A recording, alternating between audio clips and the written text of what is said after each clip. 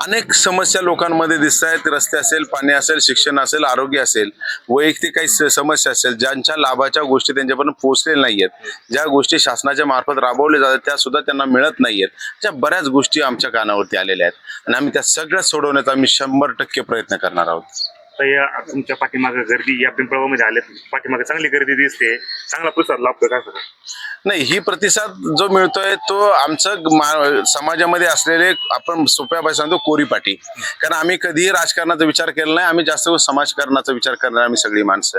आणि समाजकारणामध्ये काम करत असताना बऱ्याच वेळा अडीअडचणी अशा आल्या का राजकारणामधून राजकारणी लोक आमचं ऐकत नाहीत आणि मग त्यांचा आवाज बनण्यासाठी आम्ही राजकारणामध्ये आलेलो आहोत. हे यांना सगळ्यांना पाठीमागे असलेल्या सगळ्या मतदार बंधूंना बघितला खात्री आहे, म्हणून इतका मोठा प्रतिसाद आम्हाला मिळतोय. तुम्ही आता नागरिकांना काय आवाहन करणार आहे आणि कशा पद्धतीने तुम्हाला आता नागरिक पाठिंबा देतात? नाही, नागरिक आम्हाला भरपूर मोठा पाठिंबा देतोय. नागरिकांना मी फक्त एकच आव्हान करेन का येणाऱ्या 5 तारखेला मी स्वतः प्रशांत अभंग, शरदचंद्रजी पवार साहेब यांच्या पक्षांकडनं तुतारी या चिन्हावर उभा आहे जिल्हा परिषद गटासाठी आणि माझे इथलेच याच गणातील मित्र मनोहर बंडू इंदोरे हे धनुष्यबाण या चिन्हावरती उभे आहेत. माझे पलीकडचे पण सहकारी कल्याण हिंगे औसरे बुद्रुक गणातून उभे आहेत धनुष्यबाणावरती. आमच्या तिघांनाही भरभरून मतदान करा अशी मी सर्व मतदार बंधूंना विनंती करतो.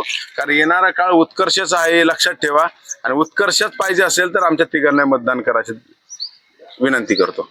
तुमचा परिचय द्या. जय शिवराय. मी मनोहर बंडू इंदोरे.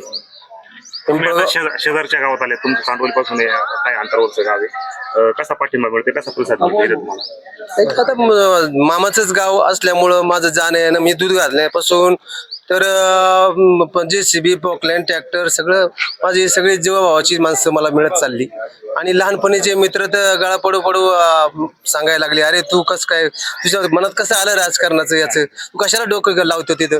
बोललं नाही, म्हणलं मला आता समाजाची सेवा करायची, मी आता स्थिर स्थावर झालो आहे आणि माझ्या मुलाबाळांचे लग्न कार्य सगळं काही माझं व्यवस्थित आहे, त्याच्यामुळं मला समाजाचं काहीतरी मी देणं लागतो म्हणून मी याच्यात आलेलो आहे.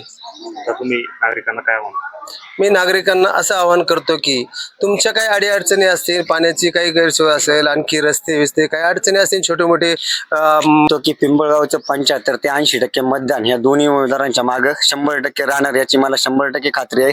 तुम्ही हा प्रतिसाद पाहून सांगू शकता की किती मतदार यांच्या मागे राहतील. 100% विजय ह्या दोन्ही उमेदवारांना. विकासाची व्याख्याच आम्हाला अजून कळली नाही, त्यांचा कोणता विकास करायचा हे शब्दच आम्हाला कळणार. गेले 8 वर्ष असतील. जुन्या उमेदवारांनी कोणताही विकास झालेला? जुने उमेदवारच त्या पक्षाचेच चाललेत.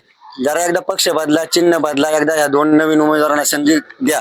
काम करण्याचं कर्तृत्व, दान देण्याचं दातृत्व आणि युवकांचं नेतृत्व करण्याची धमक या नेतृत्वांमध्ये आहे. त्यामुळे माझे सर्व ग्रामस्थांना आव्हान आहे. काय सांगा नागरिकांना आव्हान काय करणार? नवीन चेहरे म्हणजे चेहरे हे जनतेतले आहेत. 100% यांनी दातृत्व केले, कर्तृत्व केले, नेतृत्व सुद्धा केले. यांच्यावर कुठल्याही प्रकारचा डाग नाही. एक फोन लावला तर आपल्या फोनवर इथं उपस्थित राहणारं नेतृत्व आहे. कुठलेही काम त्यांच्याकडे घेऊन जा. मी प्रशांत भाऊला गेली 5 ते 6 वर्ष झाले होते. मनोहर शेटा मामा, आमचे मामाच लागतात. ते जवळजवळ इथून लहानपणापासून ते इथेच राहिले. ते काही चांडोलीचे नाही, ते पिंपळगावचेच उमेदवार आहे. 100% गावचा उमेदवार ते आहेच. आणि प्रशांत भाऊ देखील त्यांचं गावप्रेम आहे. त्यांनी आज अवसरी शाळा असेल त्या ठिकाणी 1 कोटी शाळेला बांधून दिलं. आता मी त्यांना येता गाडीमध्ये बोलत असताना किंवा चालताना देखील समस्या सांगितलं. भाऊ म्हटले, तू जी समस्या सांगते 100% पूर्ण केल्याशिवाय माझं नाव प्रशांत मग मी सांगणार नाही. त्याच्यामुळे माझं प्रत्येक नागरिकाला आव्हान आहे. पिंपळगाव पंचायत समिती गण असेल, औसरी बुद्रुक पिंपळगाव जिल्हा परिषद गट असेल, कळकळीची विनंती आहे, ही संधी परत नाही. एकदा फक्त या 2 उमेदवारांना संधी देऊन बघा. तुमच्या आयुष्याचं सोनं झाल्याशिवाय राहणार नाही. धन्यवाद.